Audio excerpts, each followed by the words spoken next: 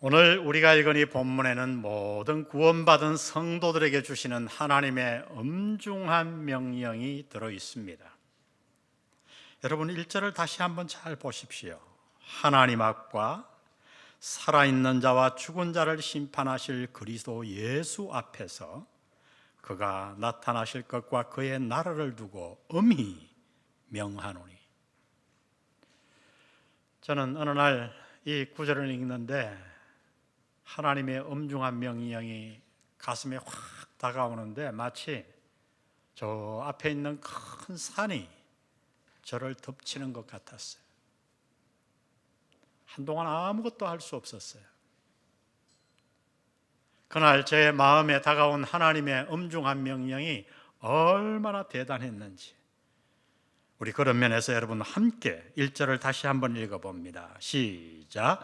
하나님 앞과 살아있는 자와 죽은 자를 심판하실 그리스도 예수 앞에서 그가 나타나실 것과 그의 나라를 두고 엄히 명하노니.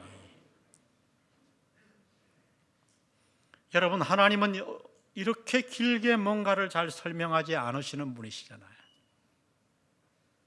그럼에도 불구하고 바울을 통해 하나님은 지금 온갖 우리가 쓰는 언어를 다 동원해서 이 명령이 얼마나 엄중한가를 우리에게 전하고 있는 거예요.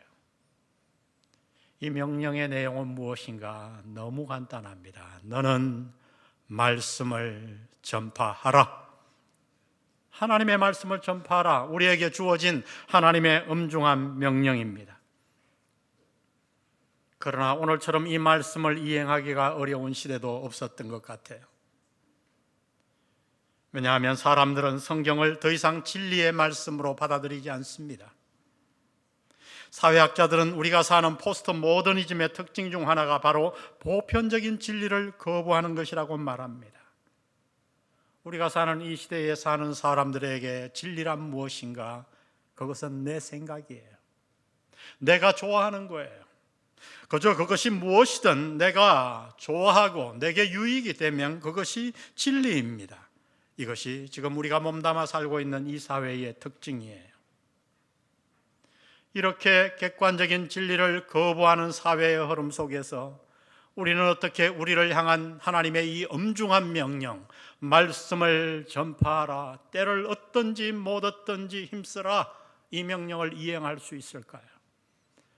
저는 오늘 이 본문의 말씀과 한두 구절, 다른 구절을 통해서 우리가 이 어려운 세대 속에서도 엄중한 말씀을 전하라는 하나님의 명령을 준행할 수 있는 방법 세 가지를 여러분과 함께 나누기를 원합니다. 먼저 이 어려운 시대에서도 말씀을 전하기 원하면 하나님은 이렇게 말씀합니다. 우리 다 같이 읽습니다. 시작. 말씀이 유일한 진리임을 확신하라. 말씀이 유일한 진리임을 확신하라. 우리 기독교의 특징이 무엇일까? 오늘날 교회 안에 모인 많은 교인들의 마음속에 잠재해 있는 기독교의 특징은 다름 아니라 바로 정성과 기적이에요. 내가 기도를 열심히 하고 최선을 다해 봉사를 하면 내 삶에 기적이 일어난다는 거죠. 여기서 중요한 것은 무엇인가? 내 삶에 일어나는 기적입니다. 내가 원하는 것, 나에게 필요한 것, 그것이 핵심이에요. 그 원하는 것을 이루는 방법은 다름 아닌 바로 최선을 다한 헌신이에요. 이런 생각들이 요즘 교회 안에 있는 많은 사람들의 마음을 지배해 나가고 있습니다. 그러나 여러분, 이것처럼 위험한 생각은 없어요. 왜냐하면 이 정성과 기적은 기독교의 특징이 아니라 이 세상 모든 종교들이 가지는 동일한 특징이기 때문에 그렇습니다. 이 세상에 얼마나 많은 종교가 있나요? 그러나 그 많은 종교들의 특징, 그 종교들을 관통하는 한 가지 특징이 있는데 그것은 결국 하나로 귀결됩니다. 그것은 다름 아니라 내가 정성을 다하면 신이 감동하여 내가 원하는 것을 들어준다는 거예요. 신이 누구든 상관없고 신의 뜻과 생각은 전혀 중요하지 않아요. 그래서 내가 정화수를 떠놓고 빌든 불상 앞에 가서 빌든 무덤 앞에 조상신 앞에 가서 빌든 아무런 상관이 없습니다. 그저 내가 원하는 것만 얻으면 돼요. 이것이 이 세상 모든 종교를 관통하는 동일한 사상이에요. 그러나 우리 기독교 신앙은 다르잖아요. 우리의 신앙의 특징은 정성과 기적이 아닙니다. 이 말은 우리의 삶에 기적이 없다는 말이 아니에요. 하나님 여전히 살아계시고 하나님 여전히 역사하십니다. 그러나 우리의 신앙의 목적은 무엇인가? 내가 원하는 것을 얻는 것이 아니에요. 내 원하는 것을 내가 막 하나님 앞에 열심을 다해 기적을 바라는 것, 그것이 아닙니다. 우리 기독교의 신앙의 특징은 무엇인가? 그것은 한마디로 말하면 계시와 진리입니다. 따라해 봅시다. 계시와 진리. 우리 기독교의 신앙은 계시의 진리에 그 근거를 두고 있어요. 계시란 쉽게 이야기하면 열어 보인다 하는 뜻이에요. 예를 들어서 제가 주먹을 이렇게 움켜쥐고 있으면 여러분 이 안에 뭐가 있는지 어떻게 알겠어요? 혹시 투시의 은사가 있는 분이 있나요? 모르죠. 그러나 간단히 아는 방법이 있어요. 뭐예요? 제가 손을 펴 열어 보이면 됩니다. 손금입니다. 네. 이것이 바로 계시란 뜻이에요. 좀 더 풀어 설명하면 계시란 우리의 노력과 정성으로는 도저히 알 수 없는 천국의 진리를 하나님이 은혜로 우리에게 열어 보이신 것을 말합니다. 여러분 한번 생각해 보세요. 우리는 어떻게 이 땅이 하나님이 지으셨음을 알게 되었나요? 이 땅을 지으신 그분의 이름이 여호와 하나님임을 우리는 어떻게 알게 되었나요? 우리는 우연히 만들어진 존재가 아니라 우리가 하나님의 형상을 따라 지음받은 존재라는 사실을 어떻게 알게 되었나요? 그 이유는 하나님이 그 진리를 열어 보이셨기 때문이에요. 내가 아무리 정성을 들여도 아무리 돌을 닦아도 한 글자도 깨달을 수 없는 이 천국의 놀라운 진리를 하나님이 열어 보이셨습니다. 그 천국의 진리가 무엇입니까? 그것이 바로 성경이에요. 여러분, 우리는 이 진리의 성경을 통해 말씀드린 대로 이 세상이 어떻게 지어졌으며 하나님이 누구시며 아니 우리가 누구인가를 알게 되었죠. 왜 지금 우리의 형편이 이렇게 되었으며 우리가 결국 하나님의 곁을 멀리 떠나 그 결과로 이렇게 살게 된 것을 알게 되었어요. 그리고 이제 우리가 어떻게 하나님께로 돌아갈 수 있는가 하는 중요한 이 질문에 대한 해답도 얻었습니다. 바로 이 성경의 진리의 말씀을 통해 2000년 전 유대 땅에 33년을 살다가 이 땅을 떠나신 그분이 이 땅을 지으신 성자 하나님이시요, 그분이 십자가에 달려 돌아가신 이유가 바로 내가 달려야 할 그 자리에 내 죄 때문에 돌아가심을 우리는 알게 되었어요. 그리고 우리가 그 사실을 믿는 그 순간 놀랍게도 하나님은 은혜를 베푸셔서 우리의 모든 죄를 그리스도의 보혈로 사해 주시고 그 순간 우리는 하나님의 자녀가 되고 영생을 얻고 죽었던 영혼이 거듭나고 장차 이 땅을 떠날 때에 소멸되는 것이 아니라 영원히 부활한 몸으로 하나님과 더불어 살게 될 줄로 믿습니다. 여러분, 이 모든 진리를 우리가 어떻게 알게 되었나요? 은혜로 하나님이 열어 보이셔서 알게 된 줄로 믿습니다. 이 얼마나 놀라운 은혜입니까? 계시의 말씀이 우리 기독교의 신앙의 특징이요 바탕입니다. 여러분, 그러면 이제 한번 질문해 보세요. 당신은 과연 정말로 이 하나님의 말씀 성경이 유일한 진리임을 확신하고 계십니까? 성경이 계시된 하나님의 말씀임을 연구할 때에 신학자들이 종종 사용하는 단어 하나가 있어요. 신학교에 들어가면 첫째 이것부터 배웁니다. 그것은 정경이라고 하는 거예요. 정경. 영어로는 캐논. 그 뜻을 풀이하면 모든 것의 기준이 되는 것을 의미합니다. 신학자들이 이 단어를 사용하는 이유는 이 성경의 진리가 우리 모든 성도들의 기준이 되어야 한다는 거예요. 우리의 모든 판단의 기준, 생각의 기준, 인생 가치관의 기준이 바로 이 성경의 진리가 되어야 한다는 뜻에서 정경이라는 말을 사용했어요. 그러나 여러분, 말씀드린 대로 이 시대는 정경이 사라져 버렸어요. 기준이 없어져 버렸어요. 내가 모든 것의 기준이 되려고 합니다. 여러분, 사회는 그렇다고 쳐도 참 안타까운 것은 교회 안에 모인 성도들조차 이러한 사회적인 분위기에 편성하고 있다는 거예요. 모든 것의 기준이 나예요.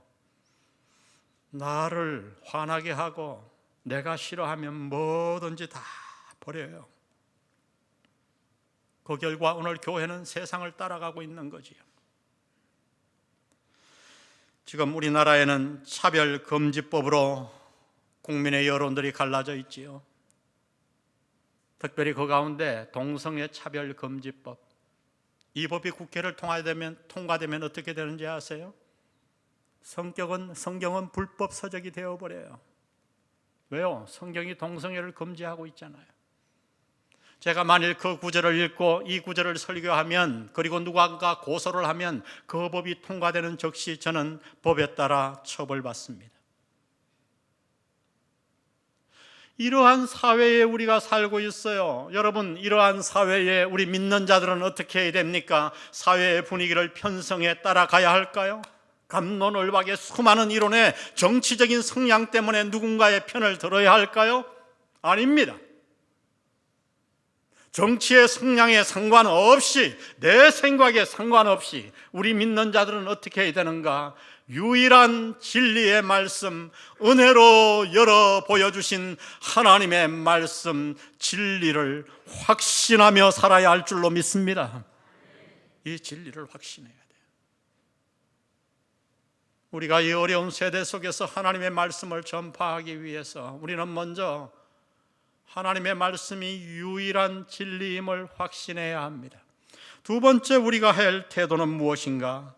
우리 다 같이 읽어봅니다. 시작. 말씀을 간절히 사모하라. 만일 지금 당신이 성경이 유일한 진리임을 확신하고 있다면 한 가지 질문을 더 해보십시오. 당신은 성경을 얼마나 깊이 알고 있습니까? 아니, 성경의 진리를 알기 위해 얼마나 성경을 가까이 하며 읽으며 사랑하고 있나요? 성경은 종종 우리에게 말씀을 먹으라고 명령합니다. 구약의 선지자들과 신약의 사도들도 이런 명령을 받았는데, 먼저 신약의 요한계시록에 보면 사도 요한은 밤모섬에서 환상을 보는데 어느 날 보니까 천사가 설교를 해요. 한 발은 육지에 한 발은 바다에 강단을 삼아 설교를 하는데 그 설교의 내용이 얼마나 은혜로운지 사도 요한이 그것을 받아 적으려고 하니까 천사가 적지 말라, 그리고 그 말씀을 이렇게 하라고 명령합니다. 먹으라고요. 그 명령을 듣고 요한계시록 10장 9절에 요한은 이렇게 반응합니다. 내가 천사에게 나아가 작은 두루마리를 달라 한즉 천사가 이르되 갖다 먹어버리라. 내 배에는 써나 내 입에는 꿀같이 달리라. 성경을 먹으라는 말씀은 신약의 사도만 받은 게 아니에요. 구약의 선지자들도 받았어요. 그 가운데 에스겔 선지자의 말씀, 에스겔 2장 9절을 보세요. 내가 보니 보라, 한 손이 나를 향하여 펴지고 보라, 그 안에 두루마리 책이 있더라. 똑같은 두루마리잖아요. 또 그가 내게 이르시되 인자야, 너는 발견한 것을 뭐하라? 먹으라. 너는 이 두루마리를 먹고 가서 이스라엘 족속에게 말하라. 그러면 여러분, 성경을 먹는다는 이 말씀은 도대체 무슨 뜻일까요? 성경을 먹는다는 이 은유의 뜻을 알기 위해 우리는 구약에 나타난 몇 가지 성경 구절에 집중할 필요가 있어요. 먼저 이사야 31장 4절을 보면 여호와께서 이같이 내게 이르시되 큰 사자나 젊은 사자가 자기의 먹이를 움키고 어르렁거릴 때에 이 단어는 어떤 뜻이냐면 짐승이 자기가 좋아하는 먹이를 딱 소유하고 나서 너무 기뻐서 아니면 누군가가 그것을 뺏어갈까 봐 경계하기 위해서 마치 보물을 가지듯이 어르렁거리는 것을 뜻하는 거예요. 여러분 혹시 개를 키우시면 오늘 집에 돌아가서 요즘 매일 개에게 사료만 주잖아요. 한번 갈비에 살이 붙은 갈비를 탁 던져 보십시오. 그러면 그 개가 턱 물고 주인을 바라보며 같이 먹읍시다 이렇게 하겠어요? 아닙니다. 그렇게 주인을 따르던 개도 갈비만 가지면 구석으로 도망가요. 가까이 가면 막 가르렁거려요. 왜 그래요? 이 말씀을 뜻하는 거예요. 여기서 이 짐승이 먹이를 가지고 너무 좋아서 뺏길까 봐 두려워서 이 어르렁거리고 가르렁거리는 소리를 히브리어로 하가라고 합니다. 다 같이 하가. 이사야는 이 똑같은 단어를 비둘기의 울음소리에도 사용합니다. 이사야 38장 14절에 나는 제비같이 핫같이 지저귀며 비둘기같이 울며 나의 눈이 쇠하도록 앙망하나이다. 여기서 비둘기의 구구하고 우는 소리가 바로 하가입니다. 닭에게 먹이를 줄 때 우리는 어떻게 주나요? 닭을 부를 때 구구하고 불러요. 그래서 이 벼다를 쫙 흩어주면 너무 닭이 좋아서 먹는 데 집중하느라고 아무 소리도 안 하고 먹던가요? 아니에요. 쪼을 때마다 소리를 내요. 뭐라고 소리를 내죠? 꾹꾹꾹꾹. 모이를 줘봤어야 알지. 실험으로 해보세요. 한번 돌아가서. 그냥 안 먹어요. 꾹꾹꾹꾹꾹꾹. 그래서 우리가 구구하고 부르는 거예요. 왜요? 너무 좋았어. 누가 내 것을 뺏어갈까 봐. 여러분, 이 비둘기나 닭의 짐승의 구구하고 우는 소리가 히브리어 단어로 하가입니다. 그러면 여러분, 이 단어가 왜 우리 믿는 자들에게 중요한가요? 그 이유는 이것이 바로 성경에서 하나님의 백성들이 성경을 대하는 태도를 이야기할 때 사용되어졌기 때문이에요. 시편 63편 6절을 보십시오. 내가 나의 침상에서 주를 기억하며 밤중에 주를 뭐할 때에 하오리니? 묵상할 때에. 여러분, 여기에 묵상하다 하는 단어가 바로 히브리어 단어 하가입니다. 그러니까 이 말씀의 뜻을 직역하면 이런 뜻이에요. 내가 앞에 보면 여호와의 율법 말씀에 대해 얘기합니다. 내가 여호와의 율법을 즐거워하여 어르렁거리며 구구거리며 침상에서 밤중에서도 그것을 구구하고 사모한다는 얘기예요. 이것이 묵상의 뜻이에요. 그래서 개역개정은 이 묵상이라는 단어를 어떻게 번역했는가? 읊조리다. 아주 좋은 번역이에요. 내가 침상에서도 여호와의 말씀을 읊조리나이다. 그러므로 여러분, 이 하가라는 단어는 우리의 믿음의 선조들이 성경을 읽는 행위를 지칭할 때 종종 사용했던 단어입니다. 마치 짐승이 자신이 좋아하는 음식과 뼈를 이빨과 혀와 위장과 모든 장기를 사용해서 씹고 맛보고 삼키듯이 우리 믿는 자들은 하나님의 말씀을 그렇게 대해야 한다는 뜻이에요. 말씀을 내 것으로 만들기 위해 맛보고 음미하고 그 달콤하고 향긋하여 입에 침이 고이게 하는 그 말씀을, 내 영혼을 살리는 그 말씀을, 그 모든 것을 기대하며 하나님의 말씀을 듣고 읽고 공부하는 행위, 너무 좋아. 때로 소리 지르며 가르렁거리며 때로 가슴을 치며 회개하며 눈물을 흘리며 탄식하며 때로 너무 좋아 콧노래를 부르며 성경을 대하는 그 행위, 그것이 바로 성경이 가르치는 우리 믿는 자들의 성경에 대한 태도입니다. 당신은 어떠신가요?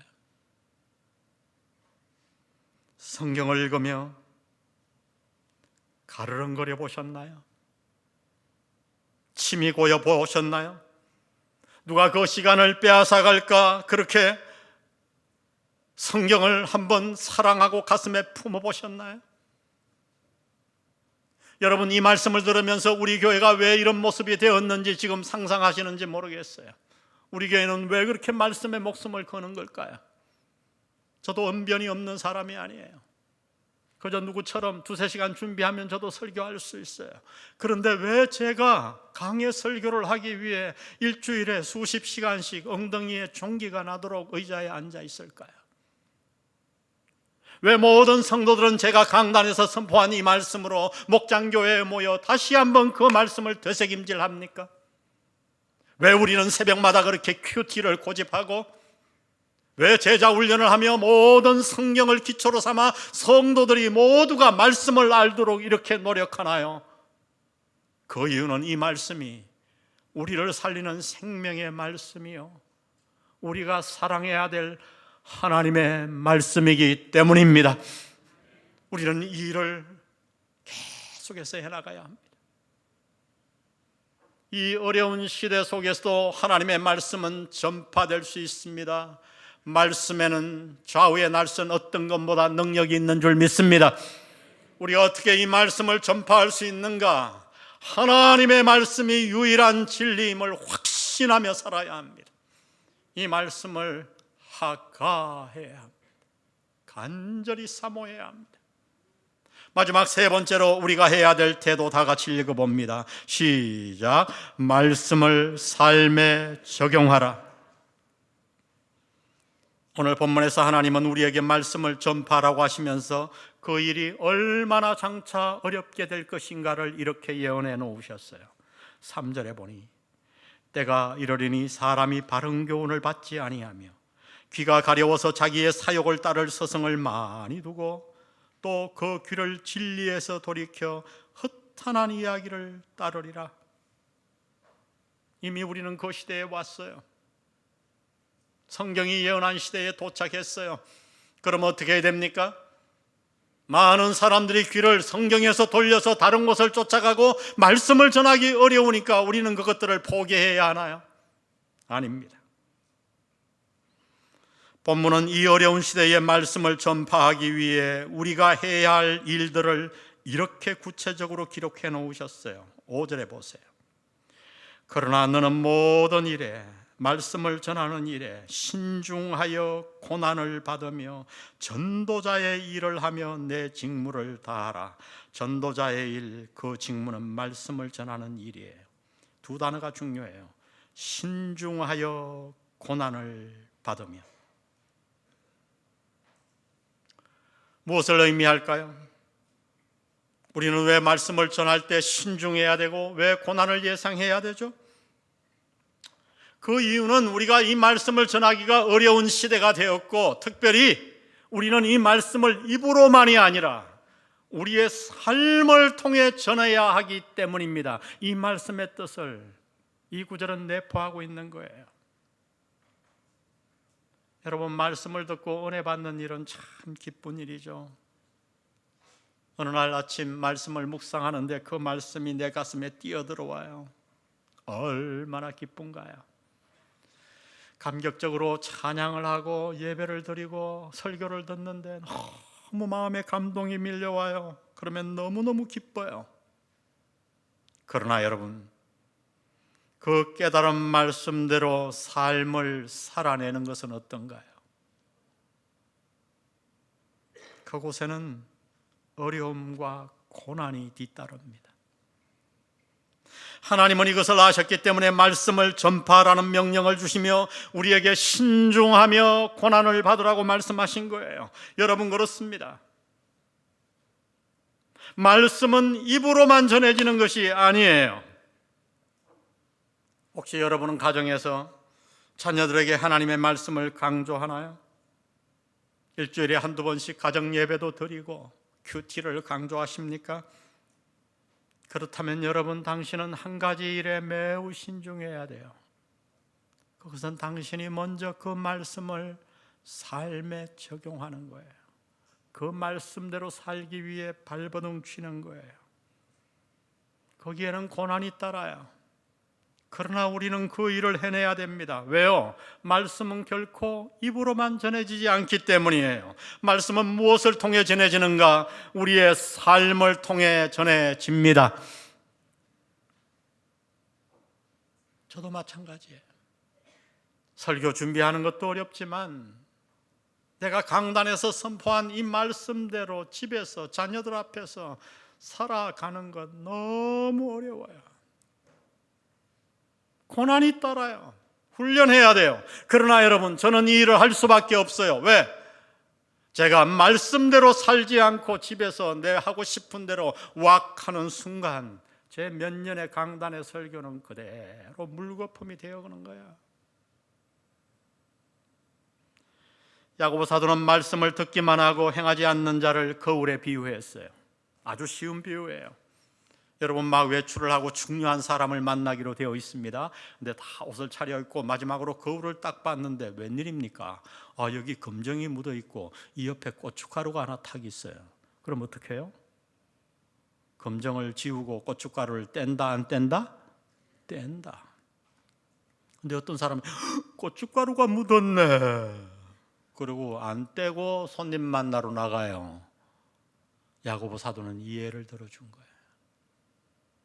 말씀을 듣고 삶에 행하지 않는 자는 이와 같다는 거예요. 은혜 받았다고 말을 하고 예배 시간에 감격하고 큐티를 하고 눈물을 흘리고 나서 삶에 전혀 적용을 하지 않아요. 그래서 삶의 변화가 없어요. 그것은 마치 거울을 보고 흠을 발견하고 그대로 두는 어리석은 자와 같다고 야고보 사도는 지적해 줍니다. 여러분, 말씀을 삶에 행하는 것은 쉬운 일이 아니에요. 그래서 바울 사도는 로마서 1장부터 11장까지 저 유명한 구원의 고리를 설명하고 나서 12장 1절에 적용을 이렇게 합니다. 그러므로 내 사랑하는 형제들아, 내가 하나님의 모든 자비하심으로 너희를 권하노니 너희 몸을 하나님이 기뻐하시는 거룩한 산 제물로 드리라. 이는 너희의 드릴 영적 예배니라. 여러분, 살아있는 우리 몸을 산채로 제물로 드리는 것이 얼마나 어려울까요? 근데 하나님은 그 일을 하라고 말해요. 그 일이 뭐예요?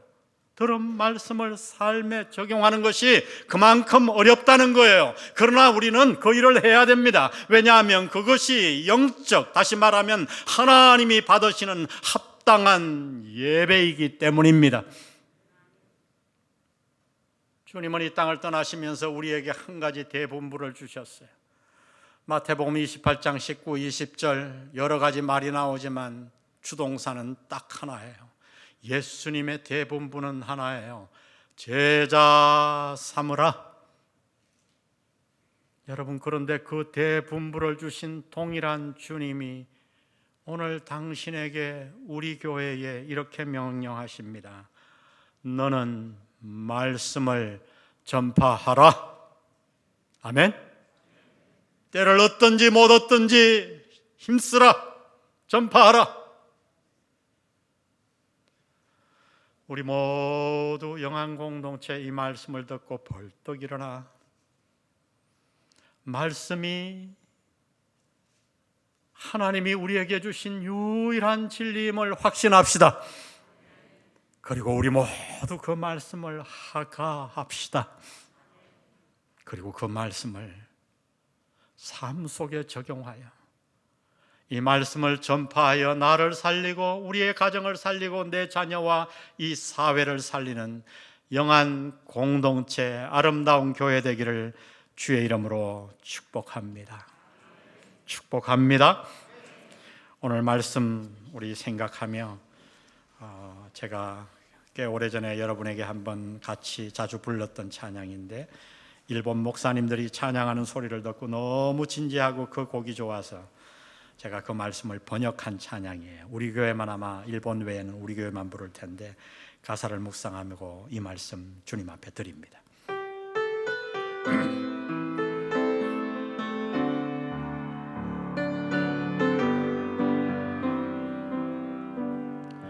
우리 주의 말씀은 내 영혼을 살리네. 나를 인도해 주시며 나를 비추어 주시네. 우리 주의 말씀은 능력으로 나를 위로해 주시고 나를 충만케 하시네. 나 지금 주님 앞에 마음의 문을 열고 간절히 기다립니다.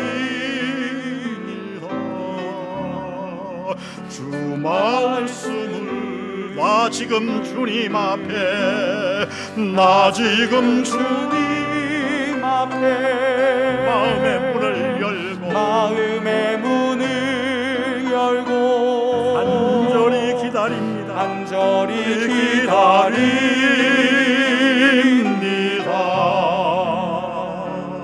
주 말씀.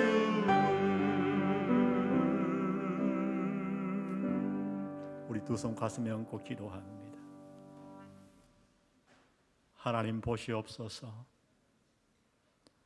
우리 영안 공동체가 예배 자리에 나와 오늘 하나님의 엄중한 명령을 듣고 이 말씀을 가슴에 받기 위해 우리의 손을 가슴에 얹었습니다. 우리의 손에 무슨 능력이 있겠습니까? 성령님의 손을, 여호와 하나님의 손을 우리의 손에 얹어 주옵소서. 주님, 이 어려운 시대, 우리가 사는 시대가 얼마나 어려운지 하나님의 예언이 그대로 이루어졌습니다. 사람이 바른 것에서 귀를 돌리고 허탄한 것을 쫓고 있습니다. 이러한 시대에 우리에게 주신 하나님의 엄중한 명령을 나와 우리 가정이, 우리 교회가 이행하고 싶습니다. 주여, 우리 모두가 계시된 하나님의 말씀이 우리를 살리는 생명의 말씀이요 유일한 진리임을 확신하게 도와 주시옵소서. 그리고 우리 모두가 이 말씀을 하가하게 도와 주옵소서. 마음을 다해 이 말씀을 사모하게 하시고 사랑하게 도와 주옵소서. 그리고 주여, 내게 주신 이 말씀을 내가 삶에 적용하기를 원합니다.